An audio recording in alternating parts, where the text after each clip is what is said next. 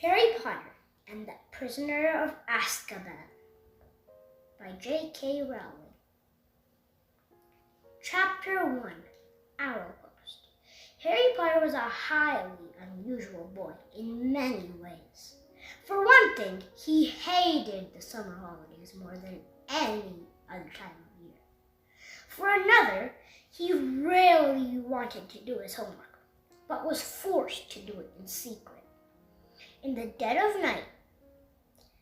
And he also happened to be a wizard.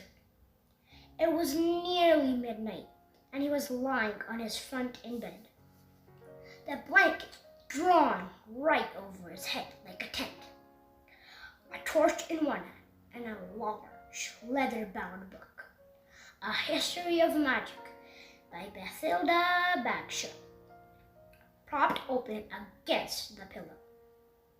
Harry moved the tip of his eagle feather quill down the page, frowning as he looked for something that would help him write his essay. Witch burning in the 14th century was completely pointless. Disgust. The quill paused at the top of a likely-looking paragraph. Harry pushed his rounding glasses up his nose, moved his torch closer to the book, and read. Non-magic people, more commonly known as muggles, were very particularly afraid of magic in medieval times, but not very good at recognizing it. On the rare occasion that they did catch a real witch or wizard, burning had no effect whatsoever. The witch or wizard would perform a basic flame-freezing charm and then pretend to shriek with pain while enjoying a gentle tickling sensation. Indeed, Gwendolyn, the weird, enjoyed beings, burnt so much that she allowed herself to be cut in no fewer than 47 times in various disguises. Harry put his quill between his teeth and reached underneath his pillow for his ink bottle and a roll of parchment.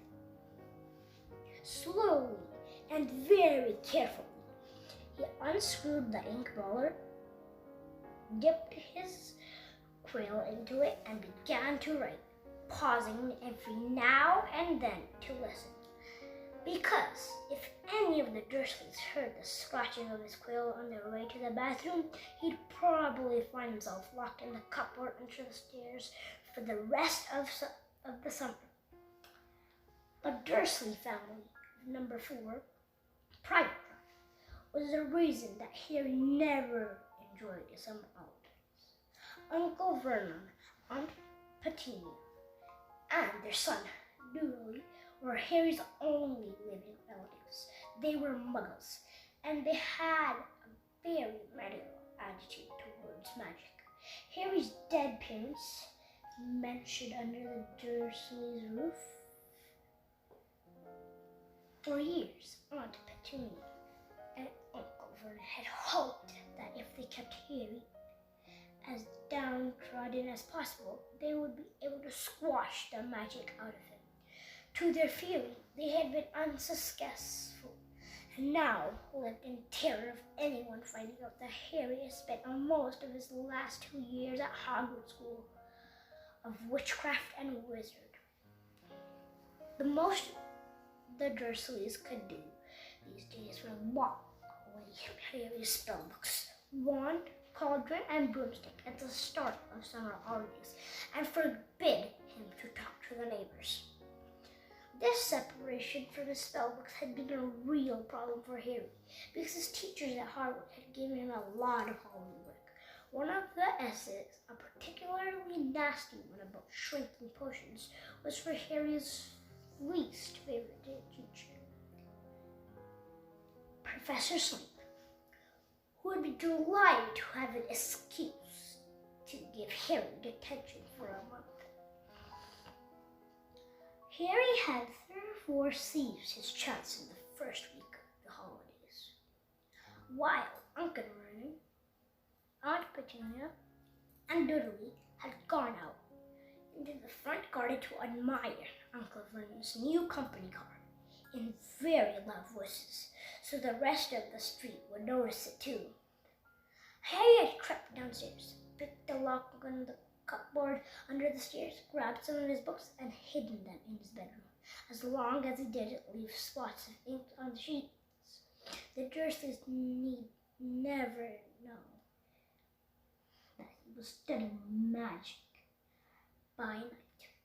Harry was keen to avoid trouble with his aunt and uncle at the moment, as they were already in a bad mood with him. All because he'd received a telephone call from a fellow wizard 1 week into the school holidays. Ron Weasley, who was one of Harry's best friends at Hogwarts, came for a whole family of wizards. This meant that he knew a lot of things Harry didn't, but he had never used a telephone before. Most unlikely, it had been Uncle Vernon who had answered the call. Vernon Dursley speaking. Harry, who happened to be in the room at the time, froze as he heard Ron's voice, answered, "Hello? Hello? Can you hear me? I want to talk to Harry Potter." Ron was yelling so loudly that Uncle Vernon jumped and held the receiver a foot away from his ear, staring at it with an expression of mingled fury and alarm. "Who is this?" he roared in the direction of the mouthpiece. "Who are you?" "Ron Weasley," Ron bellowed back, as though he and Uncle Vernon were speaking from opposite ends of a football pitch. "I'm a friend of Harry's from school." Uncle Vernon's small eyes swiveled around to Harry, who was rooted to the spot. "There is no Harry Potter here!" he roared, now holding the receiver at arm's length, as though frightened it might explode. "I don't know what school you're talking about. Never contact me again. Don't you come near my family." And he threw the receiver back onto the telephone as if dropping a poisonous spider. The row that had fallen had been one of the worst ever. "How dare you give this number to people like you?" Uncle Vernon had roared, spraying Harry with spit. Ron obviously realized that he'd got Harry into trouble because he hadn't called again.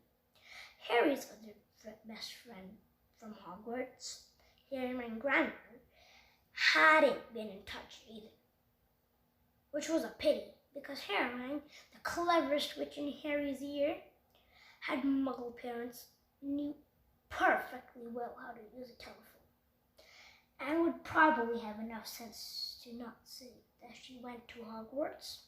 So Harry had no word from any of his wizarding friends for 5 long weeks.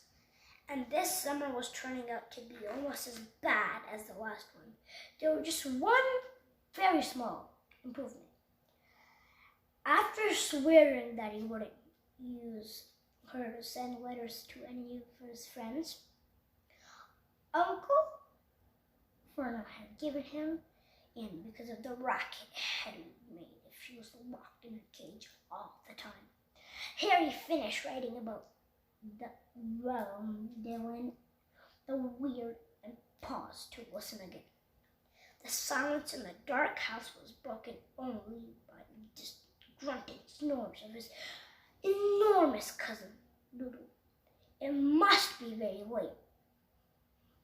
Harry's eyes were itching with tiredness. Perhaps he'd finish this essay tomorrow night.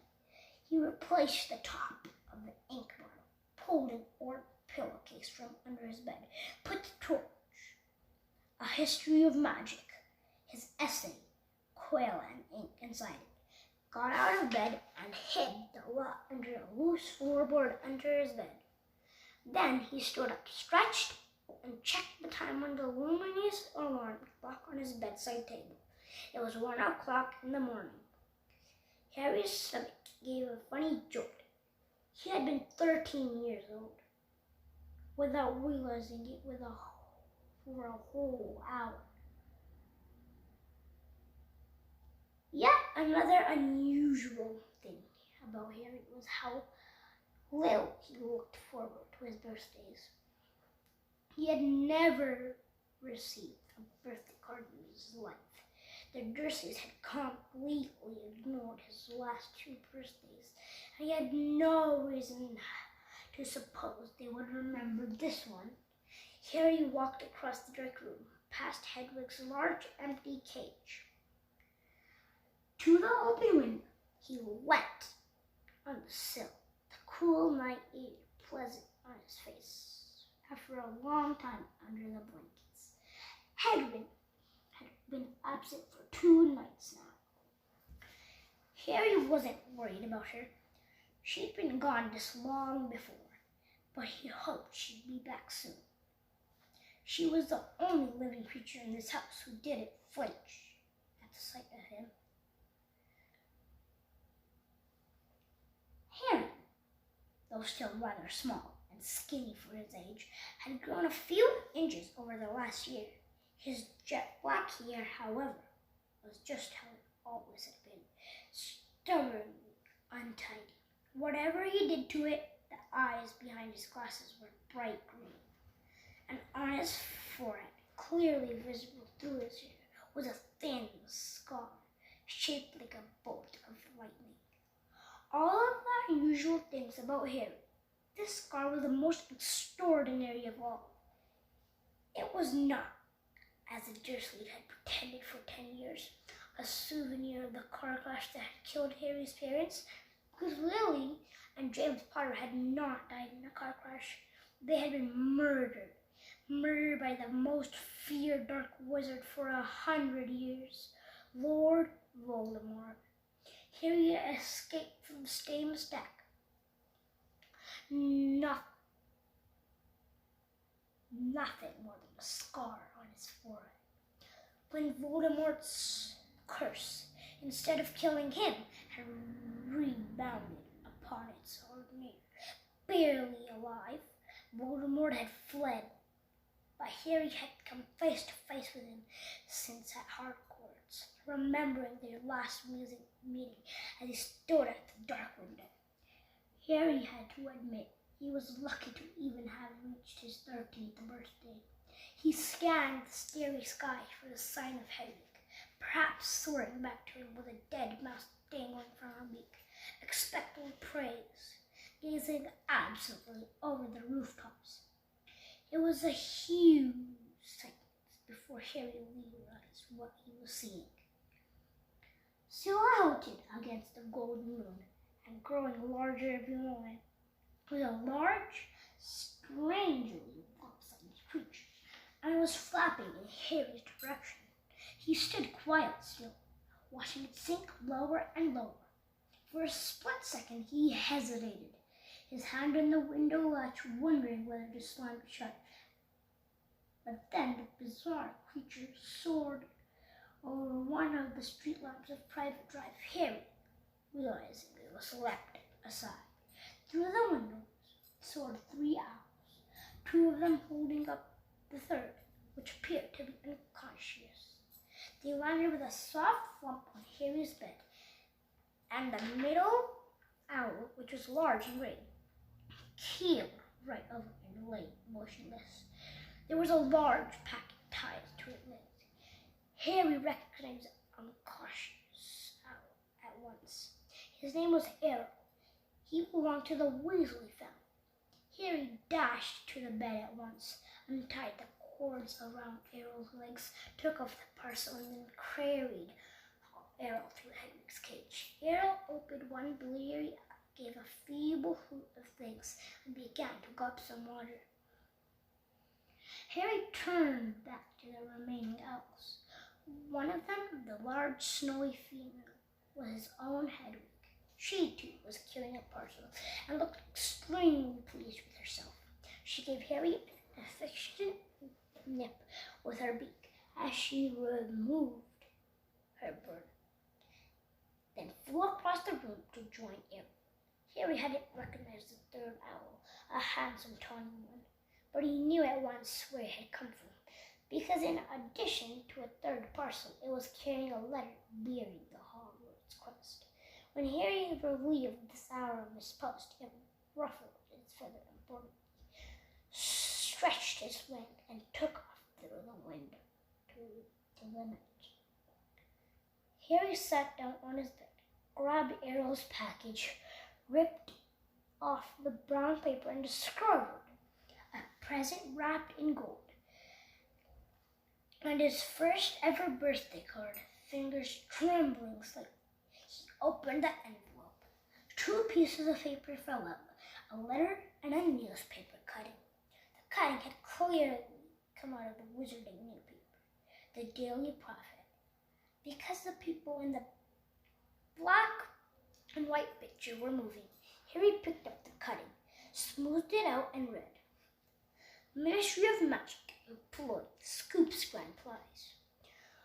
Arthur Weasley, head of the Musical Artifacts Office at the Ministry of Magic, has won the annual Daily Prophet Grand Prize Galleon Draw. A delighted Mr. Weasley told the Daily Prophet will be spending the gold on the summer holiday in Egypt, where our eldest son, Bill, works as a curse breaker for Gringotts Wizarding Bank. The Weasley family will be spending a month in Egypt, returning for the start of the new school years at Harvard, which 5 of the Weasley children currently attend.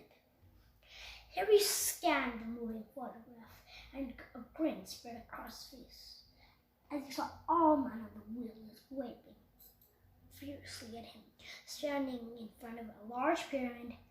Plump little Miss Weasley, tall balding Mr. Weasley, 6 sons and 1 daughter, all, though the black and white picture didn't show it, with flaming red hair.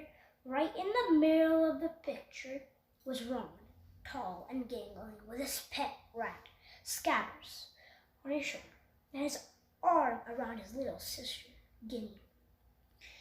Harry couldn't think of anyone who deserved to win a large pile of gold than the Weasleys, who were very nice and extremely poor.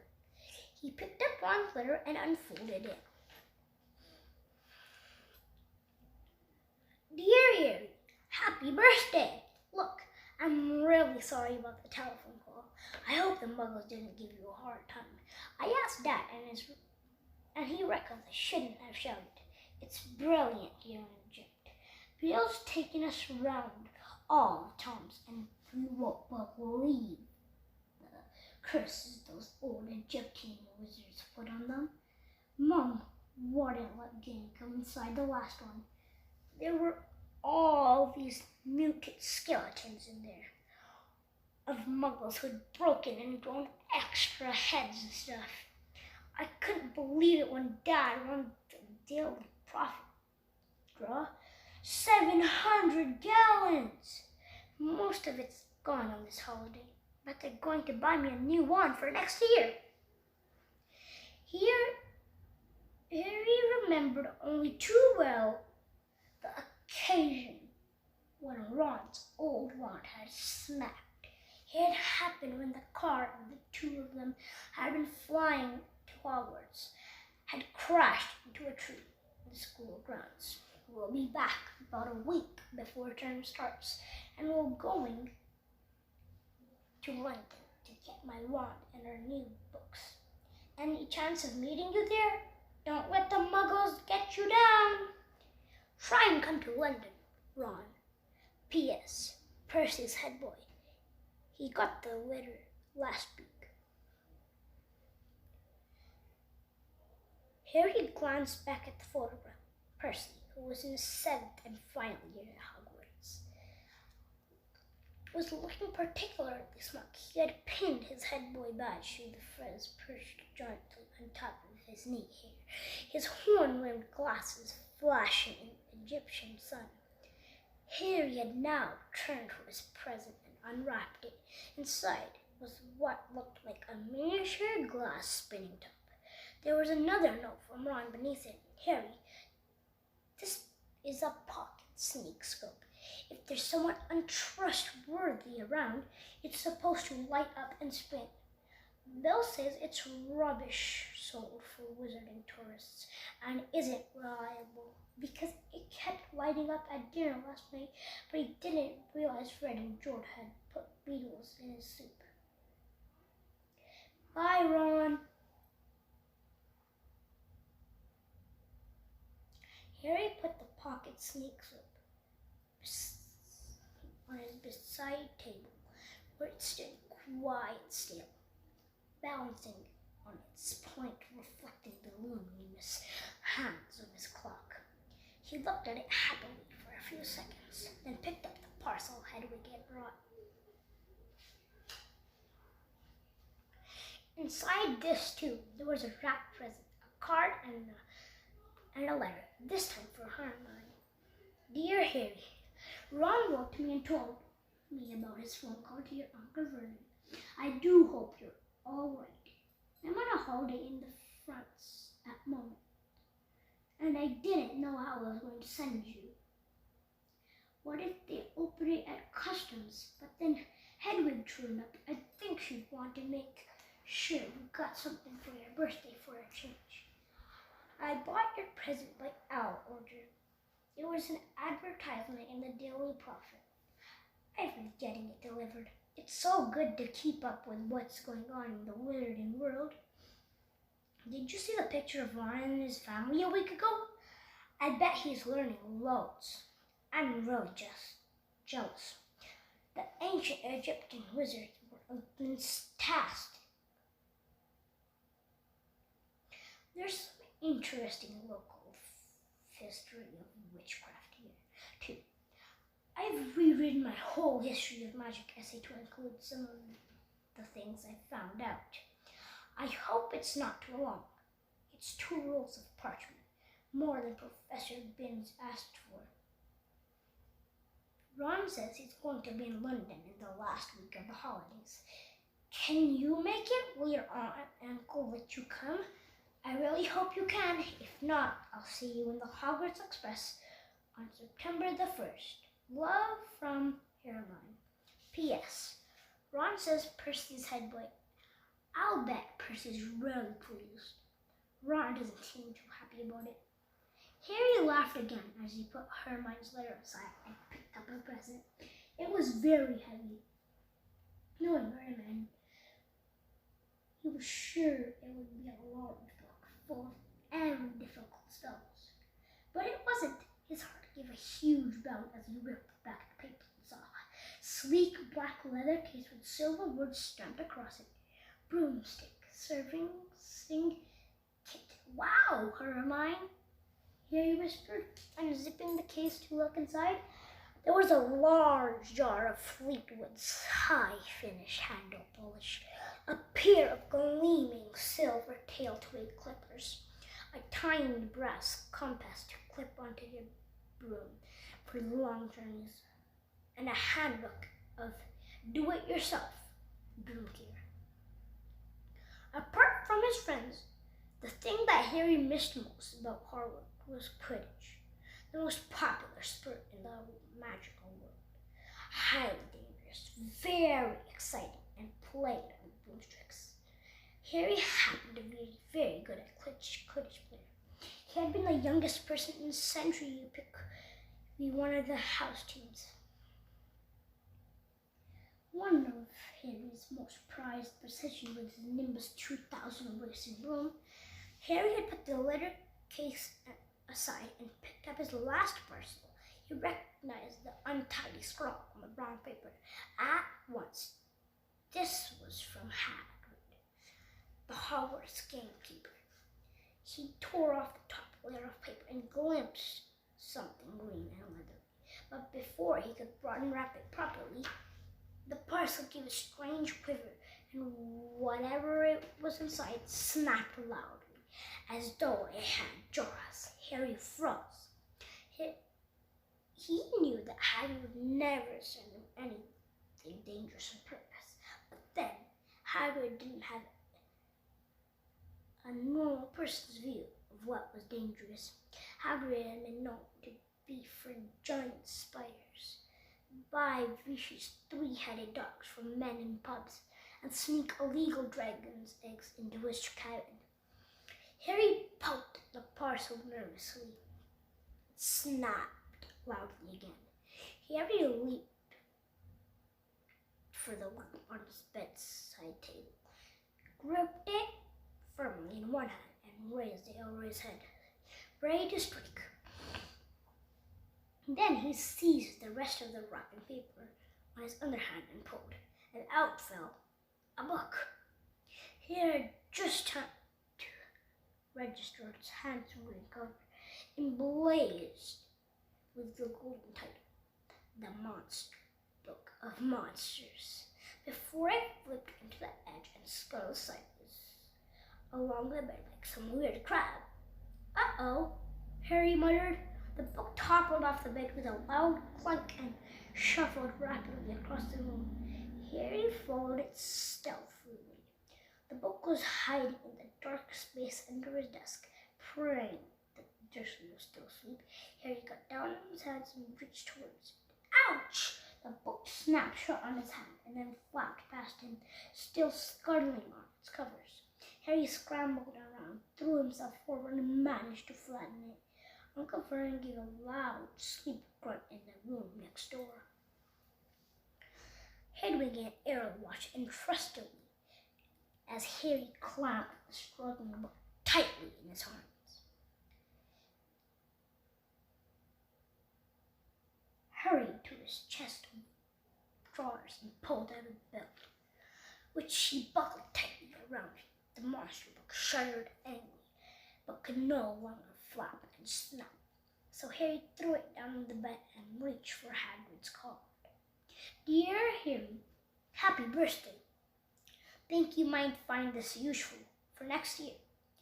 Won't say no more here. Tell you when I see you. Hope the Muggles are treating you right. All the best, Hagrid." It struck Harry as ominous that Hagrid, by biting book, would come in useful. But he put up Hagrid's card next to Ron and Hermione's, grinning more broadly than ever. Now there was the only letter from Hogwarts left. Noticing that it was rather thicker than usual, Harry slit open the envelope, pulled out the first page of parchment within, and read, "Dear Mr. Potter, please note that the new school year will begin on September the 1st. The Hogwarts Express will leave from King's Cross Station, platform 9 and 3/4 at 11 o'clock. 3rd years are permitted to visit the Little Hogsmeade at certain weekends. Please give the enclosed permission to form the fence guardian to sign. A list of books for next year is enclosed. Yours sincerely, Professor M. McGonagall, Deputy Headmistress." Harry pulled up Hogsmeade permission from it and looked at it, no longer grinning. It would be wonderful to visit Hogsmeade at weekends. He knew it was entirely a wizarding village, and he had never set foot there. But how on earth was it going to persuade Uncle Vernon and Aunt Petunia to sign the form? He looked over at the alarm clock. It was now 2 o'clock in the morning. Deciding that he would worry about the Hogsmeade form when he woke up, Harry got back into bed and reached across from another day on his chart he had made for himself, counting the days left until his return to Hogwarts. Then he took off his glasses and lay down, eyes open, facing his 3 birthday cards. Extremely unusual though he was at that moment, Harry Potter felt just like everyone else did, glad. For the first time in his life, that it was his birthday.